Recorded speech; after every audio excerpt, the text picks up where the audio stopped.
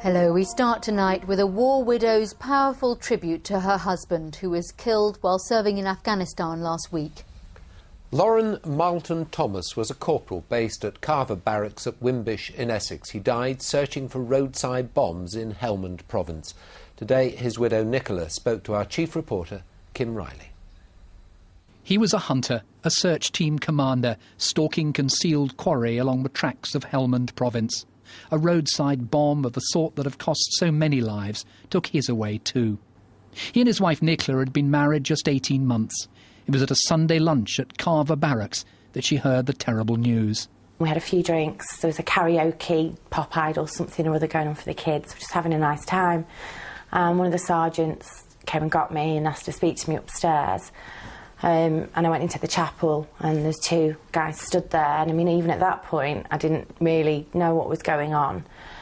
And then of course they told me what happened. And it was shock and disbelief, really, I think was my first thought, because, you know, at the end of the day he was a Royal Engineer. It doesn't happen to Royal Engineers, you know. I mean, I don't really remember much after that. It was all a bit of a blur, you know, for the next few days, really. How much support have you had? Oh, amazing, amazing. Even from, you know, the local community to the girls and the soldiers who live on this camp. Things like bringing us around cottage pie for tea and coming and cleaning my house and doing my washing and just making sure I've got a nice stock of wine in the fridge, you know, and everybody's been amazing. The army, the visiting officers have been a fantastic source of support for me as well. Before all that happened, you'd seen him being interviewed on television about this very dangerous job. We work alongside IDD, which is the Improvised Explosive Devices Disposal Teams. So my team goes out and we look for these roadside devices and pressure plates, so on and so forth, so that they can be disposed of. Our local pub, the Taps, actually put it on in the pub, and everybody stood and watched it, and, you know, everyone's really proud of him. You know, he was very articulate. He knew what he was talking about, and we were all really proud of him when he was on the telly. In retrospect, is that quite special to you? Yeah, very special, because obviously I hadn't seen him since September, and it was nice to see how he looked. He had a bit of a tan, he'd lost a bit of weight, which he always looked forward to when he went out on tour, and he looked gorgeous, you know. So it was really nice to see him. I know you were in Wootton Bassett after he'd been repatriated at RAF Lynham. That must have been such a difficult day for you. It was a hard day. I mean, the repatriation at Lynham, where they do the flyby and then the plane lands, and some of his fellow soldiers who knew Loren actually carried him off the plane and into the hearse, and I think that's when it sort of hit me. And that was probably the hardest moment. And you had flowers to put on? Yeah, I mean, when we got to Wootton Bassett, that was the time for me to be strong and doing proud, and also support all the friends and you know, fellow soldiers that had come to welcome him home. And yeah, I bought some yellow roses and put those on top of the hearse as it went by for him. Yeah. You know, some people say we shouldn't be out there, these young men shouldn't be dying. How do you feel about that? Obviously, I'd rather have my husband with me, but the army was his life. He loved the job that he did. He was very proud of the job that he did, and all the IEDs that he found will have saved, you know, another 100 lives. I feel that they need to carry on with what they're doing. I think it's important that they finish the job, regardless of the politics of it. At the end of the day, it's our husbands and sons and fathers that are out there, they're fighting, you know, they're just normal lads at the end of the day, and they do an amazing job. They're very brave, very special men, all of them. So, to sum it all up, you're so very, very proud, aren't you? Yeah, I'm very proud of him, yeah. Extremely proud of him. Nicola Marlton Thomas speaking to Kim Riley earlier today, and there's a longer version of that interview on the Look East website. In other news tonight, Milton Keynes has submitted an official bid to become a football venue for the World Cup.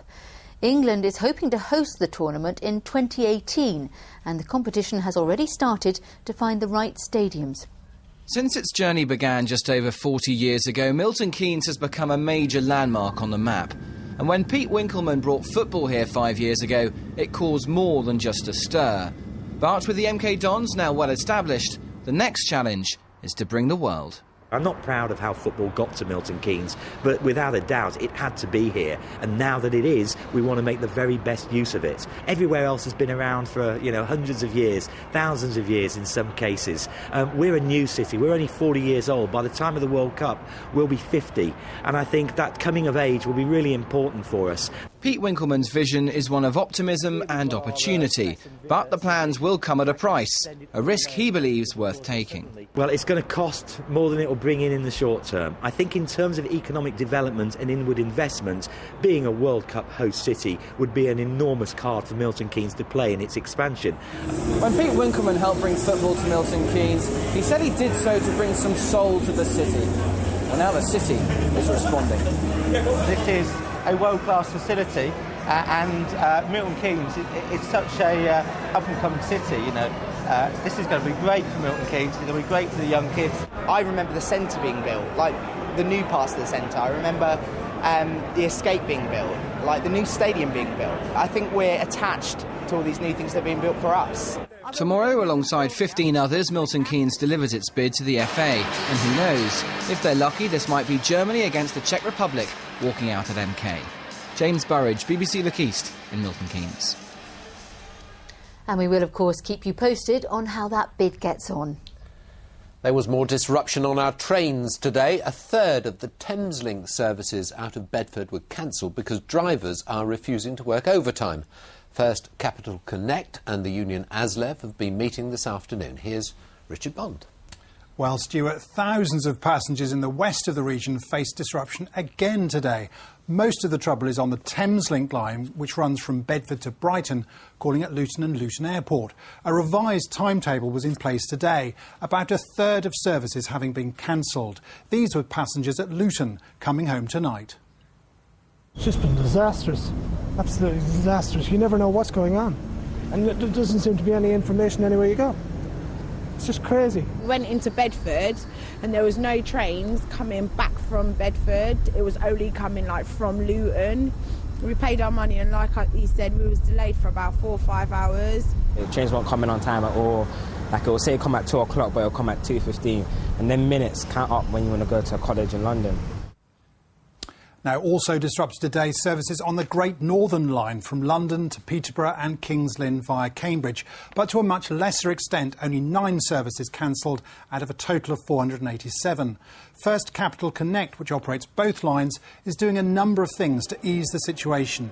For example, on the Thameslink service, it's running longer trains with 8 carriages instead of 4. It's also allowing passengers to sit in first-class carriages, even if they have standard tickets. The problems are all because drivers are refusing to work overtime in a dispute over pay. After a pay freeze this year, they've been offered 3% next year plus a £200 lump sum. More talks between the company and the drivers' union ASLEF took place this afternoon and are due to resume on Friday. In the meantime, the same disruption will continue each weekday. Richard, thank you very much. Well, still to come tonight, how Ave Maria triggered a letter from the lawyer.